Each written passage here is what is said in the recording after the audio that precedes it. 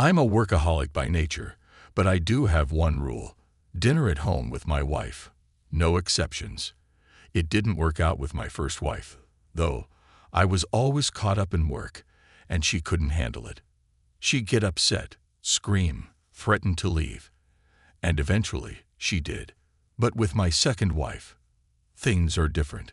Candela understood my drive, and she saw the effort I put into being a good family man. The minute we got married, I promised myself I'd be more present. I made a point of leaving work on time. You can't just chase money all your life and ignore the people who matter, like my wife. So one evening, I get this text from her: "Babe, I'm staying with a friend, so I won't be home for dinner. Maybe you can cook something yourself." Kisses. There I was, sitting alone at the table like an idiot, pouring myself a glass of wine. It's 8 p.m., and I'm starting to lose my patience. Of course, I called her and her friend 100 times. At first, I thought maybe they'd just misplaced their phones, like women do. But by 10 p.m., I had enough. I figured I'd go find her, but I started looking in the wrong place, though my instincts weren't totally off. My wife works part-time at an art gallery, curating exhibitions. Young artists, the ones the gallery passed on, would turn to her for help. She'd fight for them, helping them find venues, organize displays, and even invite critics. Her friend had introduced her to this artist, Ernest, some rising star in the art world. Lately, it seemed like that's all she talked about. Ernest, Ernest, Ernest. I'd met the guy once. He was a scrawny little thing wrapped in some ridiculous scarf. Today, he was supposed to be selling a painting, so I decided to track him down. I found his address and headed straight there, not sure what I was expecting. Of course, I called Camila again, and what do I get? That familiar, slightly tipsy giggle on the other end of the line. "Hey, Camila, where the hell are you? Why haven't you been answering my calls? You're messing with my head here," I said, my patience running thin.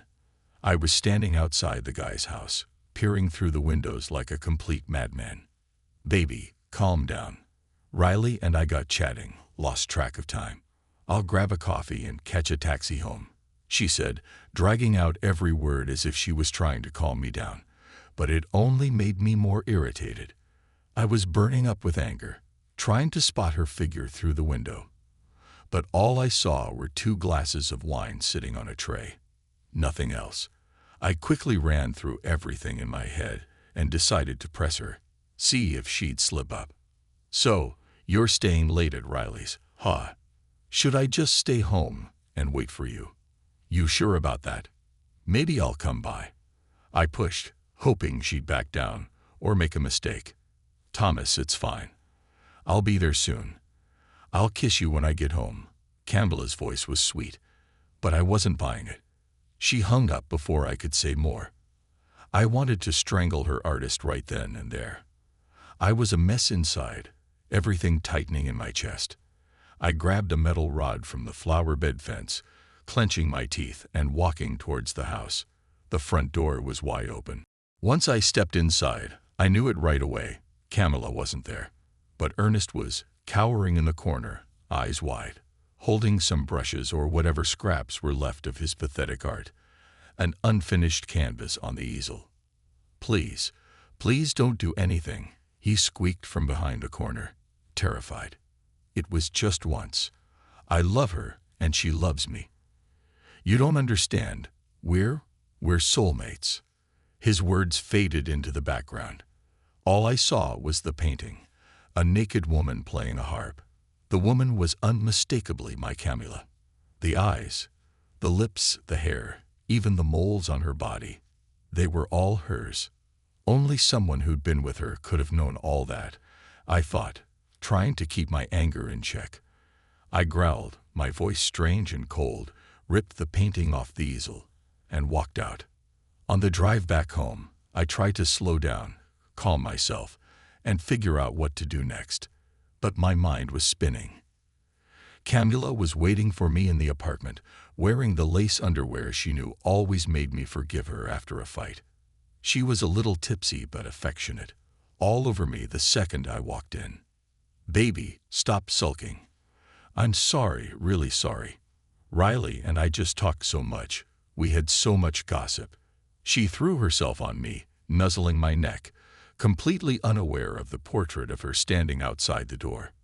"You smell amazing," I muttered, my head a mess of jealousy, anger, and burning desire. But still, it didn't work. Nothing between us felt right anymore. After what I'd seen, there was just a gnawing dislike. I didn't need to say much. I just showed her the painting. She didn't deny it, though she tried to play the victim. "I'm young. I want freedom. I want to have fun. And you just abused me. You knew everything and stayed quiet on purpose," she said, her voice a mix of accusation and guilt. There was no point in arguing. She packed her things quickly, throwing out a dramatic, "What a scoundrel I am," as she left. I heard she went straight to Ernest's place after. Guess the artist was really waiting for her. But as expected, it didn't last. Those kinds of short-lived flings always end the same way. I burned the painting later, at the cottage. It felt like the right thing to do. But one thing was certain: trust your gut. Always.